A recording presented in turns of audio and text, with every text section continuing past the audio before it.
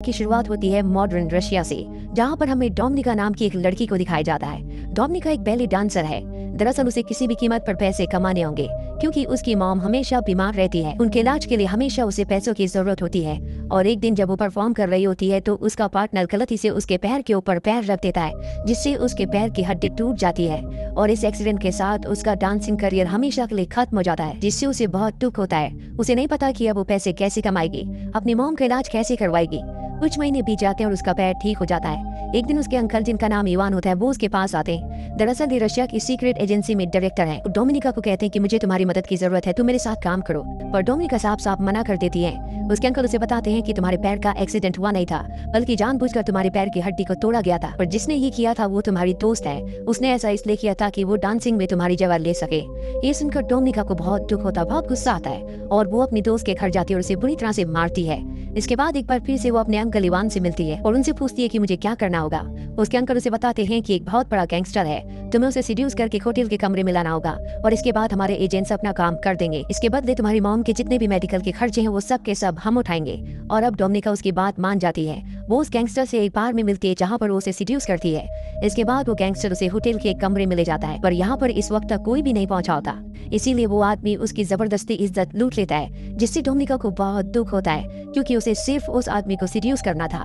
अब यहाँ पर एजेंट आ जाते हैं और उस गैंगस्टर को मार देते हैं। पर डोमिनिका इस बात से टूट गई है। वो अपने अंकल के पास जाती है और कहती है कि आज के बाद मैं ये काम कभी नहीं करूंगी। उसके अंकल को इस बात से कोई फर्क नहीं पड़ता कि उसकी इज्जत लुट चुकी है। वो कहते हैं कि अब तुम्हें हमारे राज के बारे में पता चल चुका है कि हम किस तरह से काम करते हैं, यानी कि तुम भी अब इस सीक्रेट एजेंसी का एक हिस्सा बन चुकी हो। और अगर तुमने हमारे साथ काम नहीं किया तो तुम्हें मार दिया जाएगा, क्योंकि तुम हमारे सारे राज जान चुकी हो। वहीं दूसरी तरफ हमें मॉस्को में नेट नाम के एक लड़के को दिखाया जाता है, जो कि एक अमेरिकन जासूस है, यानी कि वो CIA का एजेंट है। नेट एक आदमी से मिलता है जिसे वो मार्वल कहकर बुलाता है। दरअसल ये नेट को खबरें देता है और वो उसे कुछ खबर देकर वहाँ से निकल जाता है। पर तभी वहाँ पर पुलिस आ जाती है। नेट नहीं चाहता कि उसे खबर देने वाला मार्वल पकड़ा जाए, इसीलिए गोलियां चलाता है, जिससे पुलिस का ध्यान उसकी तरफ आकर्षित होता है और मार्वल उस जगह से भाग जाता है। पर नेट को पकड़ लिया जाता है और वापस अमेरिका भेज दिया जाता है। पर नेट एक बार फिर से रशिया जाना चाहता है, लेकिन उसके जो सीनियर होते हैं वो कहते हैं कि तुम रशिया नहीं बल्कि बुडापेस्ट जाओगे, ताकि तुम एक बार फिर से मार्वल से मिल सको। वहीं दूसरी तरफ हमें रशिया की सीक्रेट एजेंसी के डायरेक्टर इवान को दिखाया जाता है, जो उस वीडियो फुटेज को देख रहा होता है जिसमें नेट मार्वल से मिला था। और उसे देखकर उसे समझ में आ जाता है कि मार्वल एक रशियन सीक्रेट एजेंसी का ही मेंबर है, जो इस वक्त बुडापेस्ट में है। और अब इवान किसी भी कीमत पर उसे मारने के लिए किसी स्पाई को, यानी कि जासूस को भेजना चाहता है। वो डोमिनिका के पास जाता है और उसे कहता है कि तुम्हें बुडापेस्ट जाकर मेरा काम करना होगा और सबसे पहले तुम्हें इसके लिए ट्रेनिंग लेनी होगी। और इसके बाद उसे एक स्पाई स्कूल में भेजा जाता है, जहाँ की ट्रेनिंग बहुत ही खतरनाक, बहुत ही मुश्किल होती है, लेकिन जल्दी वो इस ट्रेनिंग को पूरा कर लेती है। और इसके बाद डोमिनिका को बुडापेस्ट के लिए रवाना कर दिया जाता है, जहाँ पहुँचने के बाद सबसे पहले उसे नेट का विश्वास जीतना होगा, ताकि उसके जरिए किसी भी कीमत पर मार्वल तक पहुंच सके। दरअसल मार्वल का चेहरा कोई भी नहीं जानता, किसी को नहीं पता कि वो कैसा दिखता है। सिर्फ नेट ही एक तरीका है जिसके जरिए मार्वल तक पहुंचा जा सकता है। और अब डोमिनिका बुडापेस्ट पहुंच जाती है, जहां पर वो अपनी एक साथी एजेंट के साथ रहती है। साथ ही अब वो नेट का पीछा करना शुरू कर देती है। वो उस स्विमिंग क्लब को भी ज्वाइन कर लेती है, जहाँ पर नेट रोज आता है। डोमिनिका बार बार उसके सामने से जानबूझकर निकलती है ताकि वो उसे देखे। डोमिनिका बहुत ही सुंदर है, इसीलिए नेट भी उसे देखना शुरू कर देता है। और एक दिन जब वो सड़क पर उसके कम क्रॉस होती है तो वो उससे बात करता है। नेट को कहीं न कहीं डोमिनिका के ऊपर शक है। डोमिनिका जब अगले दिन स्विमिंग क्लब जाती है तो देखती है कि वहाँ पर उसका ID कार्ड नहीं है। दरअसल नेट उसका ID कार्ड निकाल कर अपने साथ लेके आता है और अब उसे पता चल जाता है कि वो एक रशियन स्पाई है, लेकिन फिर भी वो बार बार उससे मिलता है। हालांकि अब उसे पता है कि डोमिनिका उससे बार बार इसीलिए मिलती है ताकि वो मार्वल के बारे में इन्फॉर्मेशन निकाल सके। वहीं डोमिनिका जब एक दिन अपने घर पर जाती है तो उसकी जो उसके साथ फ्लैटमेट होती है, जो खुद भी एक स्पाई है, वो घर पर नहीं होती। और जब वो घर की तलाशी लेती है तो उसे पता चलता है कि उसकी जो साथी है वो किसी अमेरिकन स्पाई से मिलने वाली है, जिसे वो कुछ इन्फॉर्मेशन देगी और उस इन्फॉर्मेशन के बदले उसे पैसे मिलेंगे। डोमिनिका समझ जाती है कि उसे भी उसी की तरह एक मिशन दिया गया है।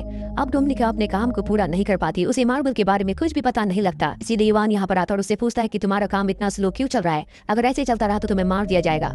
वो कहती थी कि मेरे काम स्लो चलने का कारण ये है कि मैं अपने साथी एजेंट के साथ उसके मिशन पर काम कर रही हूँ। ये सुनने के बाद इवान को बहुत गुस्सा आता है। वो कहता है कि तुम्हें अपने काम पर ध्यान देना चाहिए। और जब डोमिनिका अपने घर पर नहीं होती तभी वहाँ पर एक दूसरा रशियन एजेंट आता है, जो डोमिनिका की रूममेट फ्लैटमेट को मार देता है। क्योंकि उसने अपने सीक्रेट मिशन को डोमिनिका के साथ शेयर किया था। हालांकि उसने नहीं किया था, लेकिन डोमिनिका ने कहा होता है कि मैं उसके साथ काम कर रही हूँ। इसीलिए इवान को रशियन इंटेलिजेंस को लगता है कि उसने अपने खुफिया मिशन को किसी के साथ शेयर किया, इसी ने उसे मार दिया जाता है। साथ ही जब डोमिनिका घर पहुंचती है तो वही रशियन एजेंट उसे धमकी देता है और कहता है कि अगर तुम अपने मिशन में फेल हुई तो हम तुम्हें भी मार देंगे। डोमिनिका इस बात से बहुत डर जाती है। वो नेट से मिलने उसके फ्लैट पर जाती है, जहाँ पर नेट उसे बताता है कि मुझे पता है कि तुम एक रशियन जासूस हो। डोमिनिका बताती है कि मुझे अपनी और अपनी मॉम की जान बचाने के लिए रशियन जासूस बनना पड़ा। नेट उसे कहता है कि मैं तुम्हारी और तुम्हारी मॉम की सुरक्षा की गारंटी लेता हूँ, लेकिन तुम्हें डबल एजेंट बनना होगा, यानी कि तुम्हें हमारे लिए काम करना होगा। और उसकी बात वो मान जाती है, जिसके बाद एक दूसरे के बहुत करीब आ जाते हैं। पर अगली सुबह जब वो नेट के घर से निकलती है तो उसके पास उसका एक गिलास भी होता है जिसमें नेट के फिंगरप्रिंट्स हैं। वही नेट एक बार फिर से मार्बल से मिलता है। मार्बल उसे आगाह करता है कि तुम्हें डोमिनिका से दूर रहना होगा, क्योंकि वो एक रशियन जासूस है और तुम्हारे लिए बहुत बड़ा खतरा बन सकती है। लेकिन नेट उसकी बात नहीं मानता और उसे अपने साथियों से भी मिलवाता है, जहाँ पर डोमिनिका कहती है कि मैं तुम्हारे लिए काम करूंगी, लेकिन इसके बदले तुम्हें मुझे $30,000 देने होंगे। अमेरिकन एजेंट्स पूछते हैं लेकिन हम ऐसा क्यों करेंगे? वो कहती है क्योंकि मैं तुम्हारी मदद कर सकती हूँ। जिस लड़की के साथ मैं रहती थी वो एक रशियन एजेंट थी। उसे एक मिशन दिया गया था, जिस मिशन के तहत उसे यूएस सेनेटर की चीफ स्टाफ से मिलना था, जो उसे अमेरिका के बारे में बहुत सारी इन्फॉर्मेशन देने वाली थी, पर उसकी अब मृत्यु हो चुकी है और वो मिशन अब मुझे दिया गया है। मैं तुम्हारी इसमें मदद कर सकती हूँ। ये सुनने के बाद वो उसे पैसे देने के लिए राजी हो जाते हैं और अब डोमिनिका सेनेटर की चीफ स्टाफ से मिलती है, जो उसे डिस्क देती है।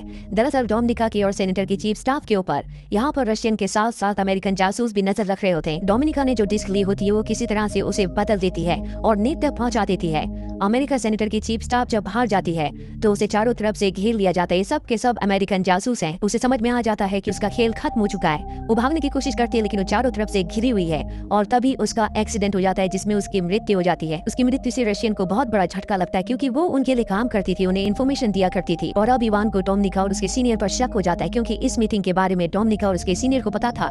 इन दोनों को वापस बुलाया जाता है, जहाँ पर इन दोनों को बहुत टॉर्चर किया जाता है। डोमिनिका के सीनियर की मृत्यु हो जाती है, लेकिन डोमिनिका अब भी जिंदा होती है। वो यहाँ पर इवान को बताती है कि मैंने सब इसलिए किया ताकि मैं डेट का भरोसा जीत सकूं और किसी भी तरह से मैं मार्बल तक पहुंच जाऊं। डेट का भरोसा मैंने जीत लिया है और अब मैं जल्दी मार्बल तक पहुंच जाऊंगी।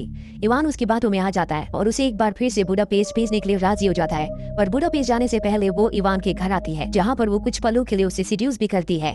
इवान को उस पर शक है, इसीलिए बुडापेस्ट वो उसके पीछे एक और जासूस को भेजता है। डोमिनिका बुडापेस्ट पहुंचने के बाद सबसे पहले नेट से मिलती है। नेट उसे देखकर बहुत खुश होता है, अपने गले से लगा लेता है और वो नेट को सब कुछ बता देती है। नेट अब भी उसे मार्बल के बारे में कुछ नहीं बताता, लेकिन वो उसे बहुत पसंद करता है, इसीलिए एक बार फिर से ये एक दूसरे के करीब आ जाते हैं। ये दोनों के दोनों सो जाते हैं, पर जब डोमिनिका की नींद खुलती है तो वो देखती है कि उसके सामने वही एजेंट है जिसे डोमिनिका के पीछे रशिया से भेजा गया था और उसने नेट को पकड़ा हुआ होता। वो किसी भी कीमत पर मार्बल का असली नाम और उसकी पहचान उसे जानना चाहता है, पर नेट उसे नहीं बता रहा होता। इसके बाद डोमिनिका भी नेट को मारने लगती है और उसे मार्बल का असली नाम पूछती है, लेकिन उसे टॉर्चर करते करते अचानक से वो रशियन जासूस के ऊपर हमला करके उसी को मार देती है। इसके चलते दोनों के दोनों घायल हो जाते हैं और डोमिनिका और नेट दोनों के दोनों हॉस्पिटल में होते हैं। यहाँ पर रशिया के जनरल, जो कि इवान के सीनियर होते हैं, डोमिनिका जिन्हें पहले से जानती है, वो डोमिनिका से मिलने के लिए आते हैं और कहते हैं कि मुझे पता है कि नेट ने तुम्हें मार्बल का असली नाम नहीं बताया और जिस जासूस को हमने तुम्हारे पीछे भेजा था उसे तुमने ही मारा है और बहुत सारी ऐसी बातें हैं जो तुमने हमसे यानी कि रशिया से छुपाई है।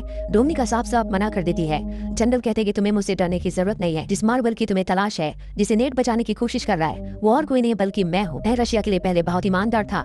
एक दिन मेरी पत्नी बहुत ज्यादा बीमार थी। एक अमेरिकन डॉक्टर था जो मेरी पत्नी को बचा सकता था, लेकिन मुझे इसके लिए अलाउ नहीं किया गया। उन्हें ऐसा लगता था कि मेरी सच्चाई उस डॉक्टर को यानी कि अमेरिकन को पता चल जाएगी, जिस वजह से मेरी पत्नी की मृत्यु हो गई। ये पूरा का पूरा सिस्टम करप्ट है, इसीलिए मैंने रशिया का साथ छोड़ दिया और एक डबल एजेंट बनकर अमेरिका के साथ और रशिया दोनों के साथ काम करना शुरू कर दिया। तुम्हारे आज जो भी हालात हैं वो तुम्हारे अंकल इवान की वजह से हैं। अगर वो चाहते तो तुम्हें इन सब चीजों से निकाल सकते थे, लेकिन उन्होंने ऐसा नहीं किया।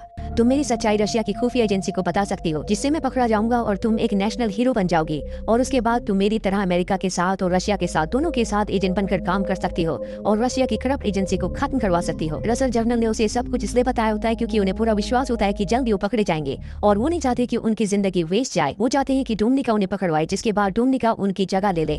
और अब डोमिनिका रशियन एजेंसी के पास जाती है, जहाँ पर वो उन्हें मार्बल की सच्चाई, उसका नाम और सब कुछ बता देती है। कुछ देर बाद हमें दिखाया जाता है कि रशियन एजेंट जनरल को नहीं बल्कि इवान को पकड़ लेते हैं, क्योंकि उसने इवान का नाम बताया होता है कि इवान ही मार्बल है और साथ ही उसने बहुत सारे सबूत भी दिए होते हैं। इसमें पहला सबूत ये होता है कि उसने इवान के नाम पर एक अकाउंट खुलवाया होता है, जिसमें उसने अमेरिकन से $30,000 चलवाए थे।